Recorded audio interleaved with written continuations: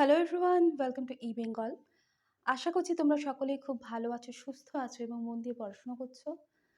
তো আজকে আমাদের ম্যাথ পেডাগজির সেট নাম্বার 3, যেখানে 15টা এমসিকিউ রয়েছে।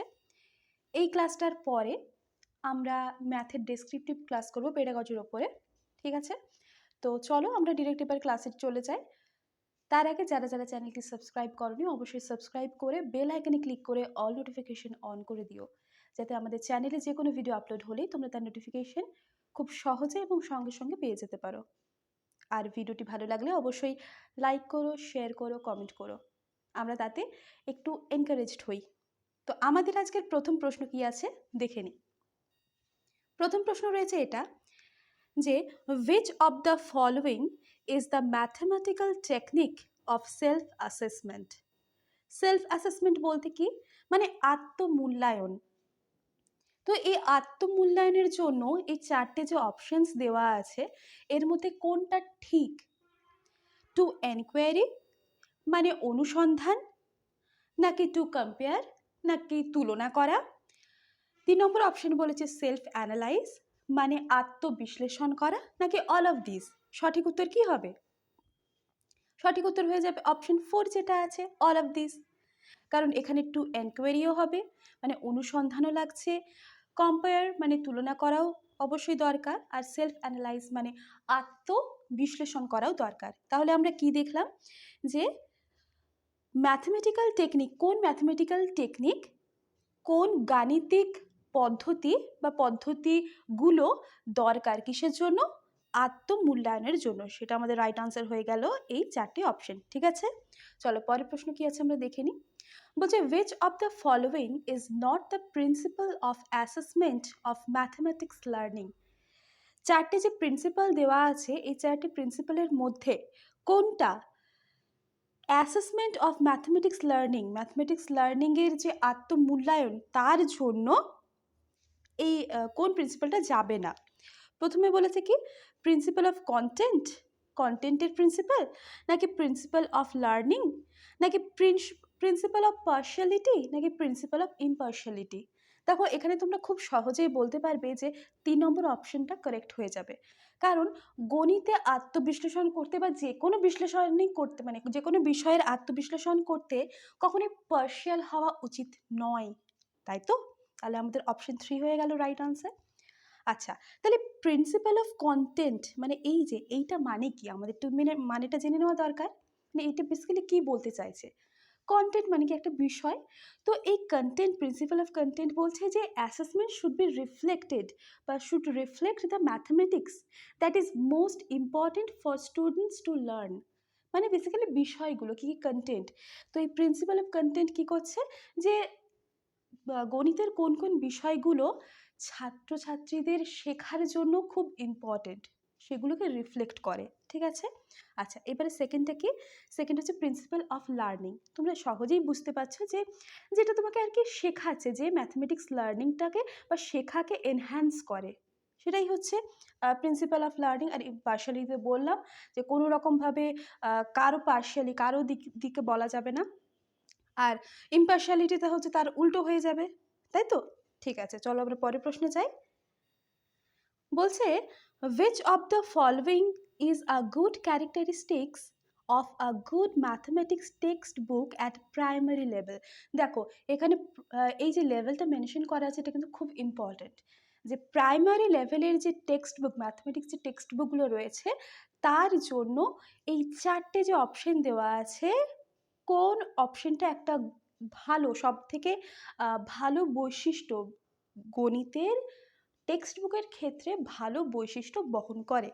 প্রথমে বলছে it should contains numerous exercise to rigorous practice, মানে প্রচুর পরিমাণে প্র্যাকটিসের জন্য প্রচুর এক্সারসাইজ থাকতে হবে। দেখো এখানে কিন্তু প্রাইমারি লেভেলের কথা বলেছে, তাহলে কোনটা হয় আমাদের অপশনগুলো একটু দেখে নিই।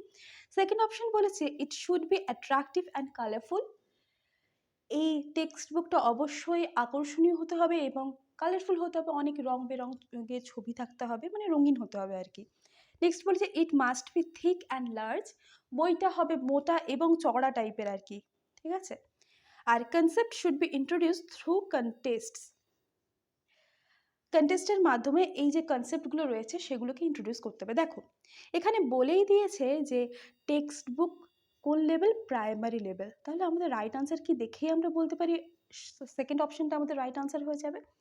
কারণ সেই সময় বাচ্চারা কি, বাচ্চাদেরকে তো জিনিসটা বোঝাতে গেলে তাদের ওই বিষয়টার প্রতি অ্যাট্রাক্ট করতে হবে। তাহলে বাচ্চারা কিসের প্রতি অ্যাট্রাক্ট হয়? রঙিন জিনিসের ওপর, যেটা অনেক কালারফুল হবে তাদের প্রতি তো অ্যাট্রাকশনটা বাড়বে, সেই বিষয়গুলোর প্রতি, সেই অঙ্কগুলোর প্রতি বা সেই টপিকের প্রতি তো অ্যাট্রাকশন বাড়বে। তারপর আস্তে আস্তে যখন তাদের বয়স বাড়বে, তাদের একটু ম্যাচিওর হবে, ডেভেলপমেন্ট হবে, তখন তারা আরও প্র্যাকটিসে যাবে, আরও এক্সারসাইজে যাবে, কনসেপচুয়াল অনেক কিছুতে যাবে। তো বাট প্রাইমারি লেভেলের ক্ষেত্রে তাহলে কি দরকার? আমাদের মোস্ট অ্যাপ্রোপ্রিয়েট অপশন কি হলো? অপশন বি হয়ে গেল আমাদের রাইট আনসার। ঠিক আছে, সেকেন্ড অপশনটা। চলো আমাদের পরের প্রশ্ন কি আছে আমরা দেখে নিই।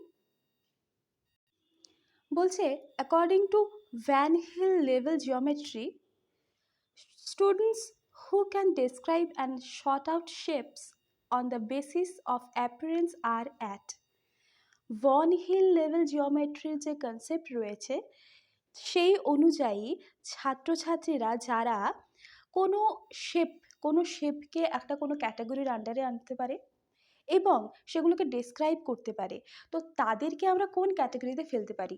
Level 2 informal deduction, level 3 formal deduction, level 0 মানে ভিজুয়ালাইজেশন, নাকি লেভেল 1 অ্যানালাইসিস? কোনটা হবে রাইট আনসার? সঠিক উত্তর হবে লেভেল 3। অ্যাকচুয়ালি ভ্যান হিলের যে কনসেপ্ট রয়েছে তার জন্য একটা স্লাইডে আমি একটা ছবি অ্যাড করেছি, সেখানে বলছি। তার আগে একটা বিষয় বলে দিই যে দেখো এখানে কি বলেছে যে তারা কি করছে, স্টুডেন্টসরা কি করছে, শেপস যেগুলো আছে সেগুলোকে শর্ট আউট করতে পারছে যে এটা কোন ক্যাটাগরিতে পড়বে। সাপোজ আমি এরকম একটা ত্রিভুজ আঁকলাম, তাহলে এটা কি ত্রিভুজের আন্ডারে পড়লো? এটা কি, এটা একটা বৃত্ত হলো বা সার্কেল হলো, ঠিক আছে। এরপর এটা কি, এটা একটা চতুর্ভুজ হলো, তাই তো। এই যে ক্যাটাগরাইজ করতে পারছে, বা চতুর্ভুজ বলতে কি বোঝায়? চারটি সরলরেখা দ্বারা সীমাবদ্ধ সমতলিক ক্ষেত্র, বা গোল একটা, যেটা আমরা বৃত্ত, এটাকে কেন বৃত্ত বলছি? কারণ এটা গোল একটা বক্ররেখা রয়েছে। এই ত্রিভুজ কেন বলছি? তিনটে বাহু রয়েছে। তো এই যে ডেসক্রাইব করতে পারছে বা তাদেরকে ক্যাটাগরাইজ করতে পারছে, কিভাবে ক্যাটাগরাইজ করতে পারছে তারা? ভিজুয়ালাইজেশন, অবশ্যই চোখে দেখে। তাহলে সেটা হচ্ছে একদম basic level, that is level 0। আচ্ছা, এবারে তোমাদের স্লাইডটা দেখাই, দেখো এইটা, যে the Van Hiele theory of geometric thought. তাহলে লেভেল 0 যেটা শেপের কি করছে? ভিজুয়ালাইজেশন, এটা লেভেল 0। দেন এই যে দেখো ভিজুয়ালাইজেশন আর অ্যানালাইসিস, এদের মধ্যে দুটোর কম্বাইন কমন পোর্শনে কি পড়ছে? ক্লাসেস অফ শেপস, ঠিক আছে। আচ্ছা, এইবারে 1 আর 2 এদের কমন পোর্শন, মানে এই যে 1 থেকে তারা 2তে শিফট করবে, এরকম জায়গায় পড়ছে কি? প্রপার্টিস অফ শেপস, ঠিক আছে। আচ্ছা, এইবারে 2 থেকে যখন 3তে গেল, ঠিক আছে, তখন কি? Relations among properties. আবার 3 থেকে যখন 4-এ যাচ্ছে তখন কি? Deductive systems of properties. Next আবার যখন 4-এ, এবারে লেভেল 4তে যখন সে পৌঁছে গেল, তখন কি করতে পারবে সে? Analysis of deductive systems. তো তোমরা চাইলে, আমি এটা বরং একটু ক্লিন করে দিচ্ছি, তোমরা চাইলে এটা স্ক্রিনশটটা নিয়ে নিতে পারো, ঠিক আছে।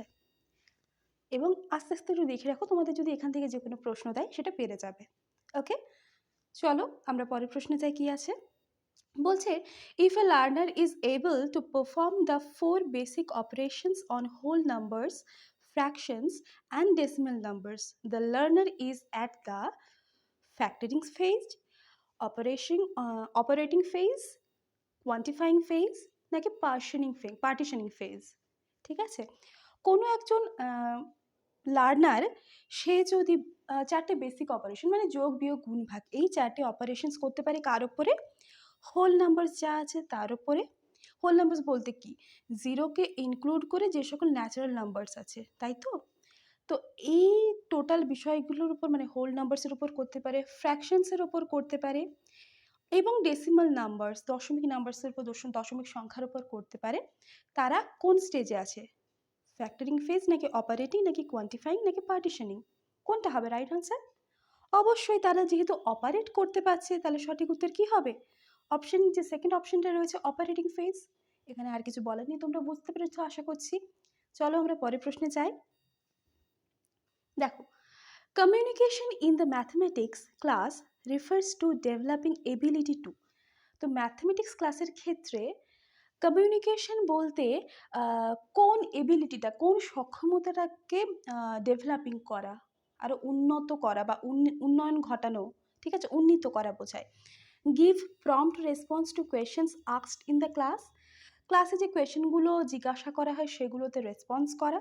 Next, contradict the views of others on problems on mathematics, অন্যের ম্যাথমেটিক্স সম্পর্কে অন্যের যে মতামত সেই মতামতকে তোমাকে একটা বাক বিতণ্ডা বলে না, কন্ট্রাডিক্ট করা, ঠিক আছে। নেক্সট হচ্ছে organise, consolidate and express mathematical thinking, মানে কোনো ম্যাথমেটিক্যাল থিঙ্কিংকে সুন্দরভাবে গোছানো, সেটাকে এক্সপ্রেস করা, কনসলিডেট করা, এই বিষয়গুলো, নাকি interpret data by looking at bar graph, bar গ্রাফগুলো দেখে সেই ডেটাগুলোকে ইন্টারপ্রিট করা। দেখো প্রশ্নটা কী ছিল, প্রশ্ন ছিল যে ম্যাথামেটিক্সের ক্ষেত্রে কমিউনিকেশন বলতে অ্যাকচুয়ালি কোন এবিলিটিটাকে বোঝায়। কমিউনিকেট করছি মানে কি, অপশন যে 3 আছে সেটা আমাদের রাইট আনসার হয়ে যাবে। কমিউনিকেট করছি মানে বেসিক্যালি অর্গানাইজ করতে পারবো, কনসলিডেট করতে পারবো এবং ম্যাথমেটিক্যাল যে থিঙ্কিং আছে সেটাকে এক্সপ্রেস করতে পারবো। তাহলে আমাদের একদম অ্যাপ্রোপ্রিয়েট আনসার কি হয়ে গেল, অপশন 3 হয়ে গেল আমাদের রাইট আনসার। ক্লিয়ার? ওকে, চলো পরের প্রশ্নে যাই। 7 নম্বর কোয়েশ্চেন কি আছে, বলছে which of the following is not an important aspect of number sense, number সেন্সের কোনটি, এই যে 4টে অপশন দেওয়া আছে এর মধ্যে কোনটি নাম্বার সেন্সের অ্যাসপেক্ট নয়। কাউন্টিং মানে গণনা করা, রাইটিং নাম্বারস মানে নম্বর লেখা, নাকি কনজারভেশন মানে সংরক্ষিত করা, নাকি সেরিয়েশন। তো এখানে রাইট আনসার কী হবে, সেরিয়েশনের মিনিংটা আমি বলবো না, কারণ রাইট আনসার হয়ে যাবে সেরিয়েশন। এইবারে বলবো সেরিয়েশনের মিনিংটা কী। সেরিয়েশন বলতে বেসিক্যালি সিকোয়েন্স বলতে পারি, ঠিক আছে। তাহলে কি বলছে, সেরিয়েশন মানে হচ্ছে সিকোয়েন্স, বা বলতে পারি যে সাকসেশন বলতে পারি, যে পরপর, ঠিক আছে, পরপর যে ব্যাপারটা আসে সেটাকেও বলতে পারি সেরিয়েশন। ওকে, তো এখানে আমাদের কি বলেছে যে এই 4টে অপশনের মধ্যে কোনটা নাম্বার সেন্সের অ্যাসপেক্ট, গুরুত্বপূর্ণ অ্যাসপেক্ট নয়। দেখো নাম্বার সেন্স মানে কি, সেখানে কাউন্টিং থাকবে এবং নাম্বার নিয়ে কাজ হলে তাহলে অবশ্যই নাম্বার লিখতে হবে, এবং কনজারভেশন মানে নাম্বারগুলোকে সংরক্ষণেরও একটা ব্যাপার থাকে। তাহলে সিকোয়েন্স বা সাকসেশন এটা কিন্তু খুব বেশি ইম্পর্ট্যান্ট নয়, একদম যেগুলো দরকারি না হলে নাম্বার সেন্স হবে না সেটা কিন্তু নয়। তাহলে আমাদের রাইট আনসার কী হয়ে গেল, অপশন 4।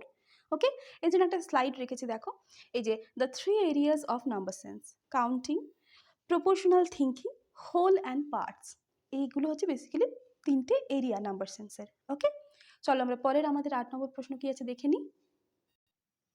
আচ্ছা, এই প্রশ্নটা কি বলেছে দেখো, a teacher gives 36 tiles to students of class 4 and asks them to arrange them in all possible rectangles. একজন টিচার ক্লাস 4-এর তার স্টুডেন্টসদের 36টা টাইলস দিলেন এবং বললেন যে এগুলোকে যথাসম্ভব যে রেক্টেঙ্গেল তৈরি করা যাবে সেই রেক্টেঙ্গেলের অনুযায়ী সেগুলোকে অ্যারেঞ্জ করতে, ঠিক আছে। এবং তো এখানে বলছে which one of the following concepts cannot be addressed by using this activity। তো এই যে অ্যাক্টিভিটিটা টিচার করাচ্ছেন এর দ্বারা এই যে 4টে অপশন রয়েছে, এরিয়াস, ভলিউম, ফ্যাক্টরস নাকি মাল্টিপ্লিকেশন, এই 4টের মধ্যে কোনটাকে অ্যাড্রেস করা যাবে না, এই 4টের মধ্যে কোনটাকে আর কি ব্যবহার করা যাবে না, কোনটার কনসেপ্ট পাবে না, এরকম আর কি ব্যাপার, ঠিক আছে। তাহলে দেখো স্টুডেন্টসরা আলটিমেটলি কী করছে, তারা কি বানাবে, তারা একটা রেক্টেঙ্গেল বানাবে, তাই তো। সাপোজ আমি ধরে নিচ্ছি, যতটা প্রপার হয়তো হচ্ছে না, ঠিক আছে আঁকাটা, তো এইটা ধরো একটা রেক্টেঙ্গেল। ওকে ওকে, তো রেক্টেঙ্গেলের ক্ষেত্রে এটা তো একটা 2D ফিগার, 2 ডাইমেনশনাল ফিগার, দ্বিমাত্রিক ফিগার। তাহলে এখানে এরিয়া, এরিয়া মানে কি ক্ষেত্রফল, এর কনসেপ্ট চলে আসছে। কেন আসছে, ধরো এর প্রস্থ ধরলাম এ আর দৈর্ঘ্য ধরলাম বি, তাহলে এর যদি ক্ষেত্রফল বার করি কি হবে, রেক্টেঙ্গেলের ক্ষেত্রে এ ক্রস বি বা এ ইন্টু বি, তাই তো। ওকে, তাহলে এরিয়ার কনসেপ্টটা চলে আসছে। ভলিউম, ভলিউমটাই পরে আসছে। দেখো ফ্যাক্টরস, ফ্যাক্টরস মানে কি, এর একটা ফ্যাক্টর হচ্ছে এ, গুণ করার পর যে প্রোডাক্ট আমরা পাচ্ছি আলটিমেটলি সেটাকে আমি ভাঙতে পারি, যেহেতু এটা গুণফল বেরোচ্ছে তাহলে ফ্যাক্টরস হিসেবেও আমরা ভাঙতে পারি, তাহলে ফ্যাক্টরসের কনসেপ্টটা চলে আসছে। আর মাল্টিপ্লিকেশন তো আসছে, কারণ দৈর্ঘ্য গুণিত প্রস্থ মানেই এর এরিয়া আমি পাচ্ছি। এইবারে অপশন 2 যেটা রয়েছে ভলিউম, ভলিউম কি একটা 3D ফিগারের জন্য ক্ষেত্রে প্রযোজ্য, তাই তো। ভলিউমের জন্য আমাদের আরও একটা কোয়ান্টিটি দরকার, সেটা কি, সেটা হচ্ছে উচ্চতা। তাহলে এখানে কি, এই যে টিচার যে অ্যাক্টিভিটিটা দিয়েছেন তার দ্বারা আমরা কোনটাকে অ্যাড্রেস করতে পারবো না, আমাদের রাইট আনসার কী হয়ে যাবে? অপশন 2 ভলিউম হয়ে যাবে। আশা করছি বোঝা গেছে। আচ্ছা চলো আমরা পরের প্রশ্ন কি আছে দেখে নিই।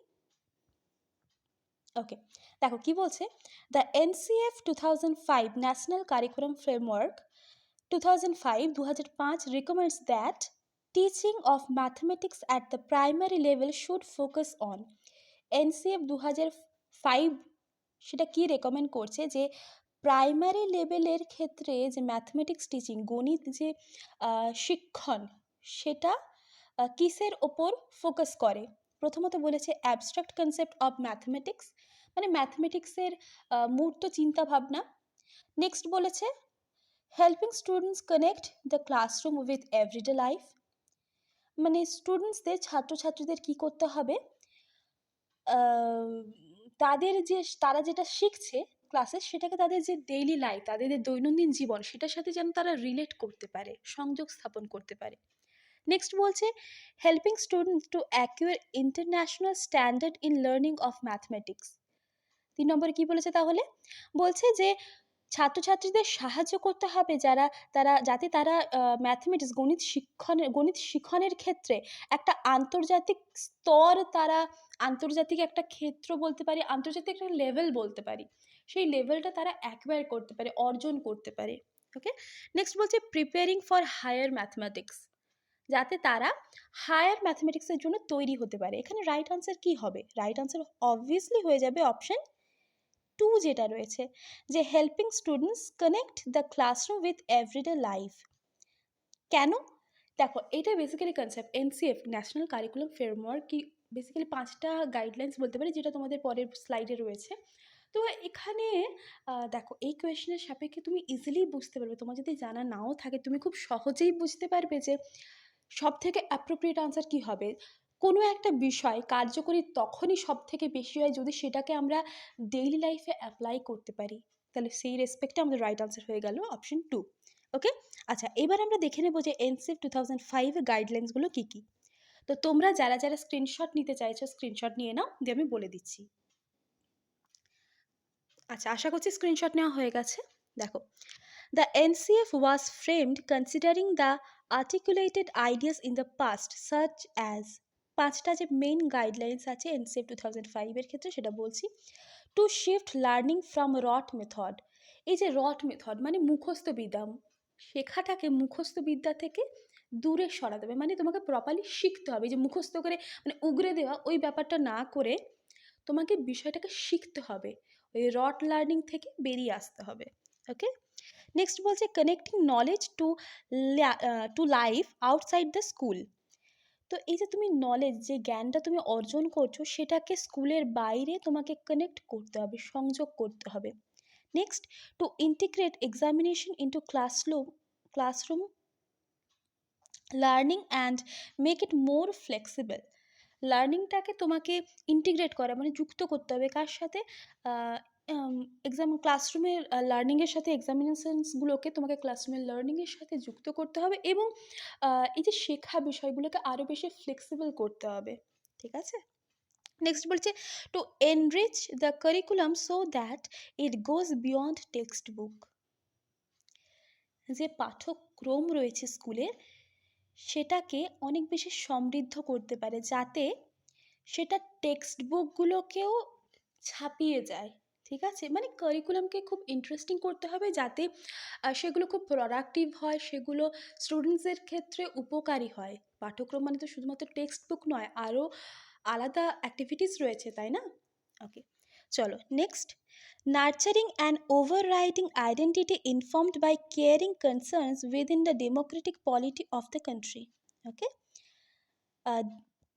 দেশের যে ডেমোক্রেটিক পলিটি রয়েছে তো তার এই যে নার্চার করা, ওভাররাইডিং আইডেন্টিটি, এগুলোকে নার্চার করতে হবে আর কি। ঠিক আছে, এই যে কীভাবে করব, কেয়ারিং, কনসার্নড, এই বিষয়গুলো দ্বারা করতে হবে। ঠিক আছে, তাহলে এইগুলোই হচ্ছে 5টি গাইডলাইন্স হয়ে গেল।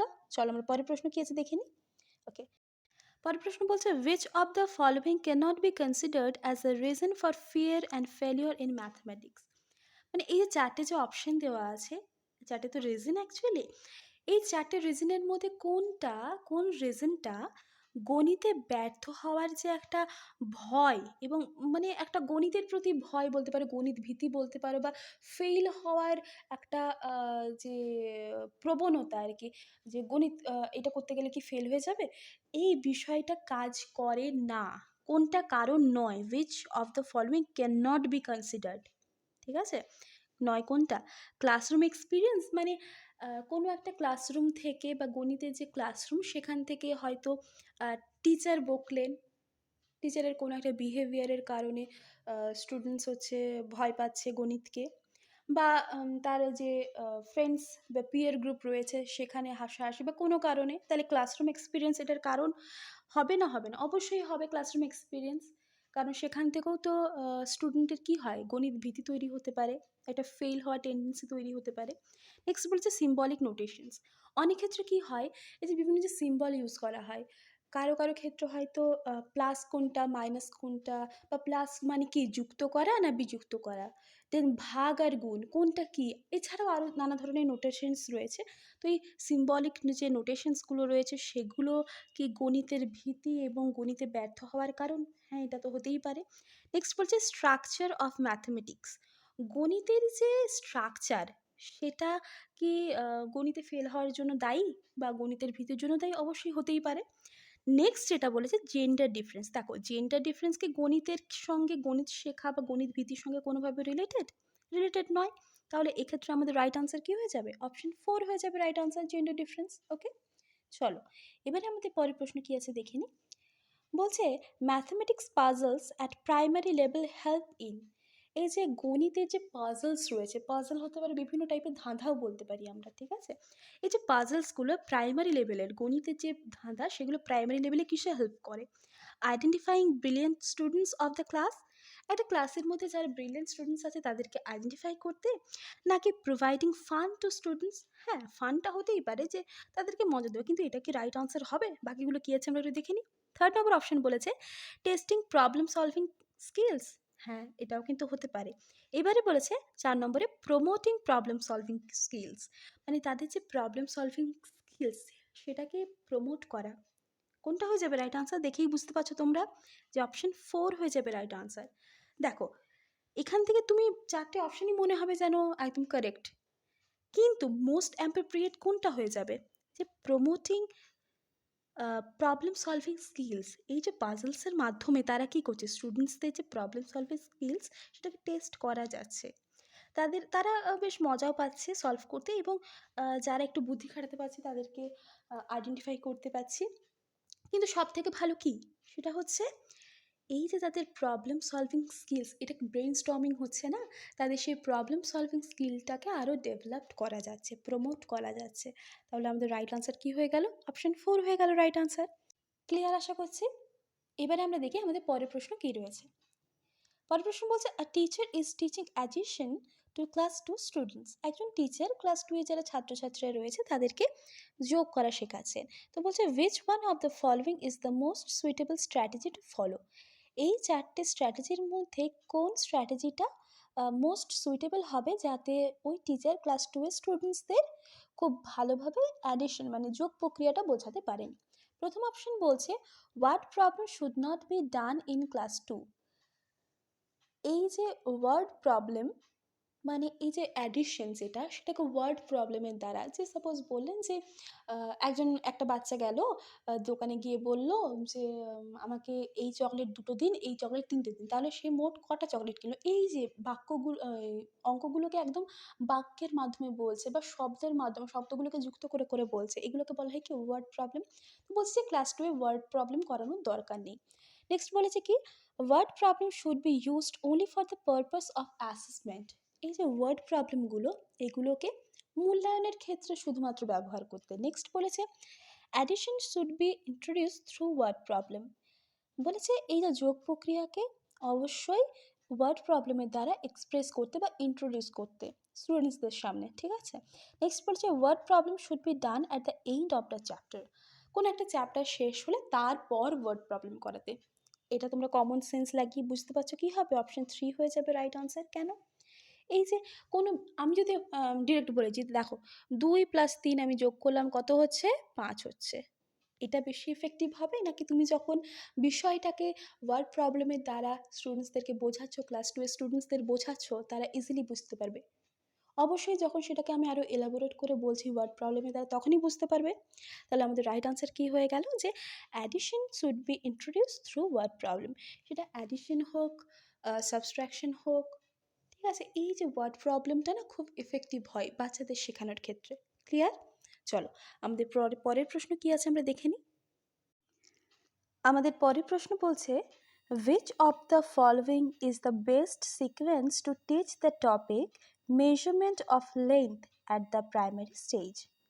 এই যে মেজারমেন্ট অফ লেন্থ মানে দৈর্ঘ্য পরিমাপ করার জন্য কোন সিকোয়েন্স, এই যে 4টে সিকোয়েন্স দেওয়া আছে, প্রাইমারি স্টেজে কোন সিকোয়েন্সটা মোস্ট অ্যাপ্রোপ্রিয়েট হবে, একদম বেস্ট হবে কোনটা?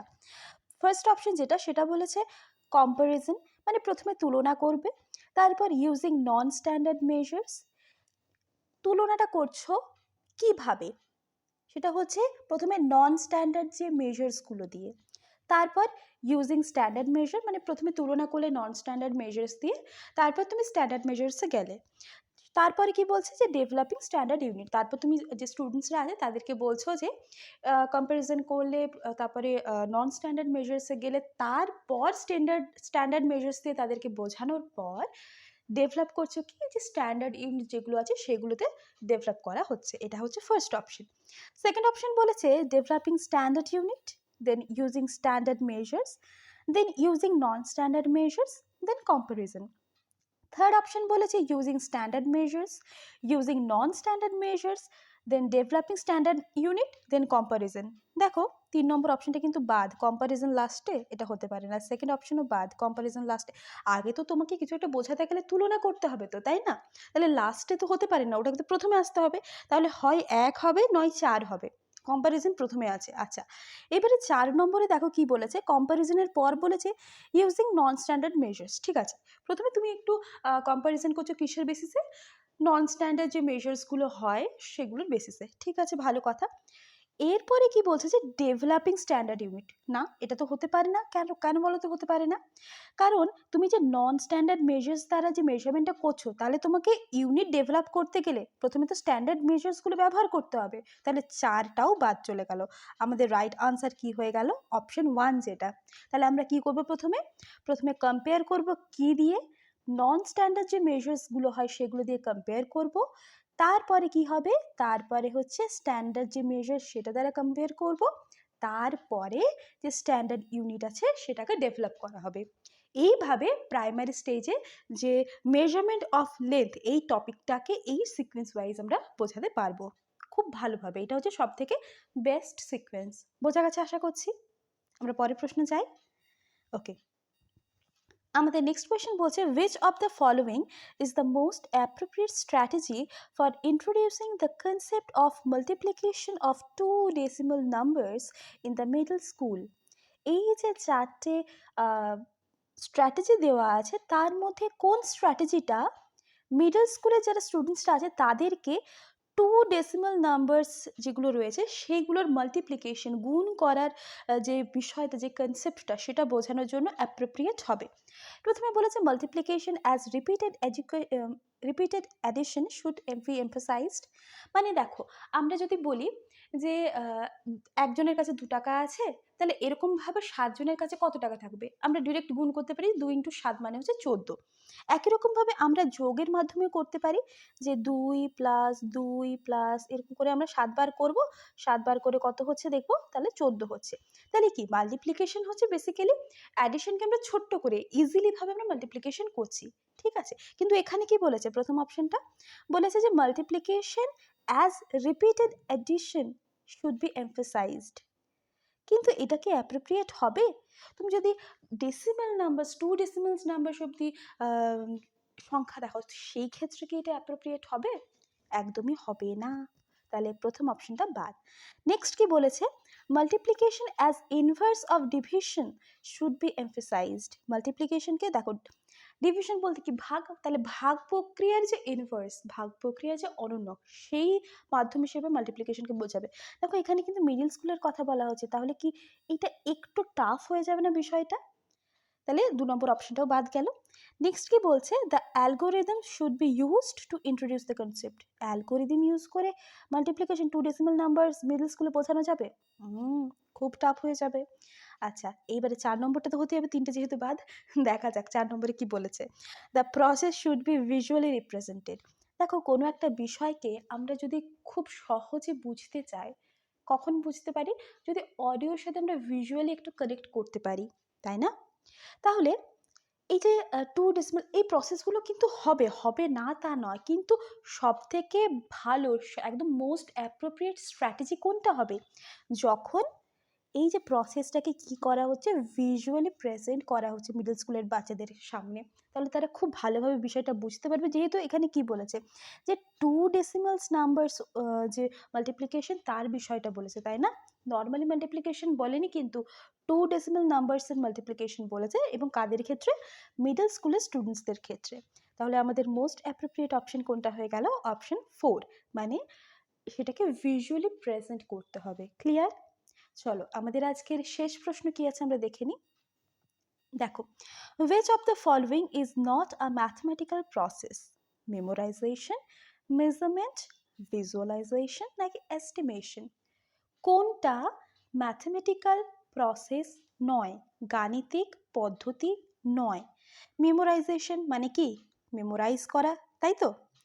তাহলে এটা কি আচ্ছা, এটাতে আমরা পরে আসছি, ঠিক আছে? তারপরে দেখো, মেজারমেন্ট, পরিমাপ করা, এটা তো একটা গাণিতিক প্রসেস, তাহলে এই অপশনের সাপেক্ষে এটা যাবে না। ওকে, ভিজুয়ালাইজেশন একটু আগে দেখলাম যে কোনো একটা ম্যাথের কনসেপ্ট বলো, খুব সহজভাবে আমাদের বোঝানোর জন্য ভিজুয়ালাইজেশনটা লাগছে, তাহলে ম্যাথের প্রসেস আমরা কি বলতে পারি? ভিজুয়ালাইজেশন একটা ম্যাথমেটিক্যাল প্রসেস বলতে পারি। Next, estimation. এস্টিমেশন মানে কি? যাচাই করা, আর ম্যাথের ক্ষেত্রে এই যাচাই করাটা কিন্তু খুব গুরুত্বপূর্ণ, তাই না? তাহলে এই 3টে অপশন তো হবে না। রয়ে গেল কি? মেমোরাইজেশন। দেখো, আমরা যখন এনসিএফ এর গাইডলাইন্স পড়ছিলাম, সেখানে বারবারই বলা আছে যে লার্নিংটাকে, আমাদের যে রট লার্নিং, যেটা ROTE, মানে যে মুখস্থ বিদ্যা, ওই লার্নিংটাকে আমাদের কি করতে হবে? সরিয়ে ফেলতে হবে, আমাদের শিখতে হবে, তাই না? তো এখানে কি মেমোরাইজেশন বলতে তুমি জাস্ট মনে রাখছো যে এটার পর এটা, এটার পর এটা, এটার পর এটা, এরপর যে করে খাতায় উগরে দিচ্ছ, এটাকে করা যাবে না। তাহলে আমাদের রাইট আনসার কি? এখানে তো যেটা যাবে না সেটাই জানতে চেয়েছে, তাই না? তাহলে কি জানতে চেয়েছিল? যে which of the following is not a mathematical process? Mathematical process কোনটা নয়? সঠিক উত্তর কি হলো? মেমোরাইজেশন ম্যাথমেটিক্যাল প্রসেস নয়। আশা করছি বোঝা গেছে। তো এই ছিল আজকের ক্লাস। আমাদের 15টা MCQ নিয়ে আজকে সেট নাম্বার 3 কমপ্লিট হলো। এরপরে যে আমাদের ম্যাথ পেডাগজি ক্লাস হবে, সেটা একটু ডেসক্রিপটিভ টাইপ ক্লাস হবে। তো আমি চেষ্টা করছি যে একটা ক্লাসে একটু আরেকটু ভাস্ট টাইপের কনসেপ্ট দিতে। এরপরে ভাবছি, মানে নেক্সট যে ম্যাথমেটিক্সের পেডাগজির ক্লাস, তারপরে ভেবেছি যে চ্যাপ্টার ওয়াইজ, তোমাদের 8টা কি 9টা চ্যাপ্টার রয়েছে সিটেটের জন্য, তো চ্যাপ্টার ওয়াইজ আমি ডেসক্রিপটিভ পড়াবো, ঠিক আছে? ম্যাথমেটিক্স পেডাগজিটা ডেসক্রিপটিভ পড়াবো, এবং তার সাথে বিভিন্ন টেট, সিটেট বলো বা বিভিন্ন টেট এক্সামে যে ওই চ্যাপ্টার থেকে MCQsগুলো এসেছিল পেডাগজির ক্ষেত্রে ম্যাথের, তো সেগুলো আমি করিয়ে দেবো, যাতে তোমাদের আর কোনো রকম ডাউট না থাকে, ঠিক আছে? তো আবারও একই কথা, যারা যারা চ্যানেলটি এখনও সাবস্ক্রাইব করোনি, অবশ্যই চ্যানেলটি সাবস্ক্রাইব করে নিও, এবং বেল আইকনে ক্লিক করে অল নোটিফিকেশনটা অন করে দিও। আর ভিডিও ভালো লাগলে অবশ্যই লাইক করো, কমেন্ট করো, শেয়ার করো। দেখা হচ্ছে পরের ভিডিও। সবাই সুস্থ থেকো, ভালো থেকো, টেক কেয়ার।